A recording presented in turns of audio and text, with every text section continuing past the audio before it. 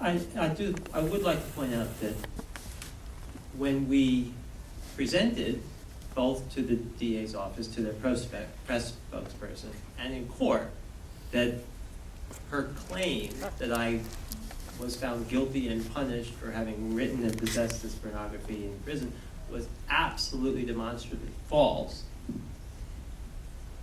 They continued to repeat it at every opportunity when talking to the press. And we asked them again through informal back channels to not, and it was ignored. Now, there are so many aspects to the DA's report that are completely false. Most of them would fall into the category of poorly interpreted. A lot of them are just factual mistakes, but a couple of them reach the level of outright slanderous. And while I would love to sue the DA for upholding my conviction and saying that I'm a child molester, that doesn't fall under libel. This does. And so we're taking this opportunity to try and draw a line in the sand that just says, just because you are the government doesn't mean you get to go around and lie. And this is something that we can call them on. And so we're going to. So I have one more question, then I'm going to open it up to the floor for questions. Andrew, in the process of your continuing research, you've been filming new interviews with people who've had different connections to this case. Among those people that you've been filming have been people who had originally, when they were kids, said to the police, I was molested, and now when they talk to you, are recanting that testimony. How many of those people are there, and can you elaborate on any more details about their new testimony? Well, there were only 14 kids in the end who had given evidence or argued that Jesse had harmed them. And so we set about trying to contact everybody. And it's interesting because the district attorney allegedly did the same thing, and you can tell from the report that the district attorney only spoke to 3 of those people. So they only spoke to 3 people in 3 years who were complainants in the case. We were able to reach 13 of the 14. The 14th one, I think, was out of the country and maybe back now. And what we found was that 5 of them directly recanted their original testimony. And they didn't say, I remembered these things, but now I don't remember them as well. They said very clearly to us things on the phone like, as God is my witness and on the lives of my 2 children, I was never molested or sodomized, and I never saw it happen to anyone else. And if that's what I said at the time, it's not because it happened, it's because someone else put those words in my mouth. Once you get off the phone with somebody or get out of an interview with somebody where they tell you that, you realize that it was starting to become an epidemic, that not only were these people relieved that they could explain to us what happened, but in a lot of cases, they actually didn't know how they had become a part of the case. So, for example, there were kids who had, 100 sodomy charges against them, and when I would talk to them, they would say, well, I don't know why you're talking to me, because I had barely anything to do with the case. And I would say, looking at my list of charges, and I would say, well, why do you say that? Well, maybe I don't remember what I said, but I just was trying to get rid of the cops, so maybe I said that Jesse hit me, or something bad happened, but it wasn't true. And I would say, well, let me take you through the charges. So, on October 14th, Jesse Friedman held me down while his father sodomized me. And they would say, yeah, I think you got the wrong guy, because that didn't happen to me.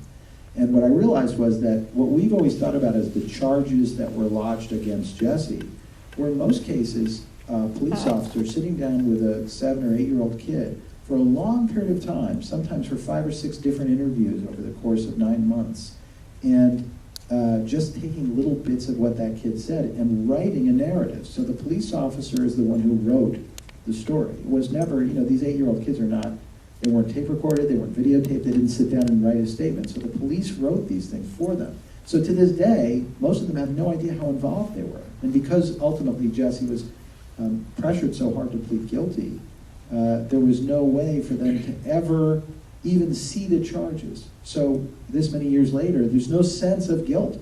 There's no sense, well, I had something to do with this, so I ought to come forward. So it required us to go to them and say, look, I understand you don't think you were a part of the case. Trust me, you were a big part of the case. I need to walk you through this. And ultimately, they kind of come around. So what we found was that of all the kids that we reached, the only one who still claimed that he was molested was that same boy who's in the film in a kind of reclining position. So there's 14 kids. You reached 13 of them. 12 of them say it didn't happen. Well, of the 13 that we reached, right, minus that one kid, of those 12, I would say half of them said, I don't want to talk about it. I'm not going to reiterate the charges. I'm not going to say it happened. I'm not going to say it didn't happen. And the other 6 kids said to us it didn't happen. You told a poignant story about one of the mothers of the kids. Can you recap that? Which mother are we talking about? I've talked to a lot of them. Arlene. Oh, well, yeah, this is a mom who was not only she was an important part of the case because at the time that there was this kind of mass hysteria going on in Great Neck, she became enlisted by the police and the therapists as a kind of she became sort of deputized, and suddenly she and a group of the other mothers in Great Neck got really motivated, and they assigned them all kinds of tasks, and they said there were helpers that were helping Jesse and his father hold the kids down and beat them while they were being molested. And so she got really engaged in this and started to go around the neighborhood and interrogate people. And years later, her son, Mike Epstein, who's a really brilliant guy, is a Google programmer, very successful guy, we reached him, and he said, oh yeah, none of that ever happened. And we said, oh, well, can you tell us at some point, didn't you say that it happened? Oh yeah, no, I remember I confessed to my therapist. And we said, well, how did that happen? And he said, well, I was a smart kid. I mean, I was 9 years old. I knew they weren't going to go away. My mother was totally convinced these things happened. Everybody in the neighborhood was convinced these things happened, and the cops wouldn't leave me alone. So at a certain point, I just figured, well, I'll just say it happened. And nowadays, the cops will say, well, the reason we know that the case was a valid case is because all the kids told the same story. They all knew the details of exactly what had happened, so that was corroborating. And I said to Mike, I said, well, how did you know all these details? And he said, what do you mean, how did I know? The cops have been talking to me for months. They told me exactly what happened, and they told me what my friends said had happened. So I said, yes, leapfrog, and yeah, they were sodomizing us, and yes, they were holding us down, and yes, they were making us watch pornographic video games. All that stuff came from the cops. So once that happened, we said, all right, well, would you be willing to come forward and write an affidavit and help us, get Jesse's case back in front of a proper court? And he said, I would, but I need to do one thing first. I have to call my mother because I never told her that none of this stuff happened, and it's been now 26 years. And so we thought, oh, he's never going to do that. And then, he immediately did it. He wrote this kind of beautiful email to his mother who was traveling in China. And instead of her saying, oh, you must be deluded because obviously you were molested, which is what a lot of the mothers say in these cases, she wrote him this kind of amazing letter back saying, I want to thank you so much for finally telling me this. I realized that for my whole life I felt guilty about not protecting you from what happened at the Friedmans, and now I realize that I didn't protect you from what didn't happen.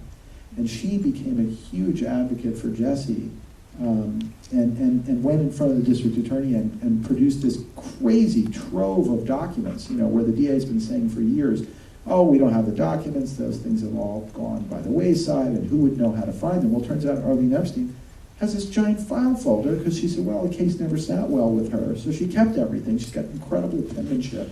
It's all totally readable. And she said, I sat with Detective Galasso, and she said that they've spoken to 30 kids so far, and not one kid said he was sodomized.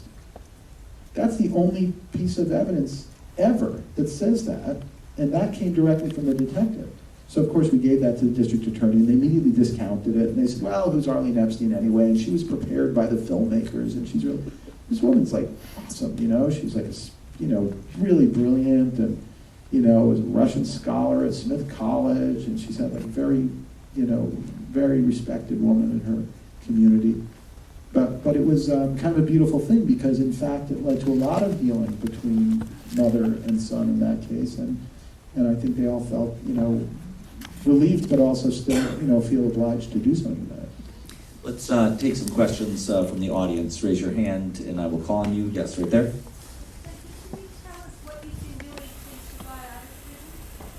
Question is, Jesse, can you talk about what you've been doing since you got out of prison?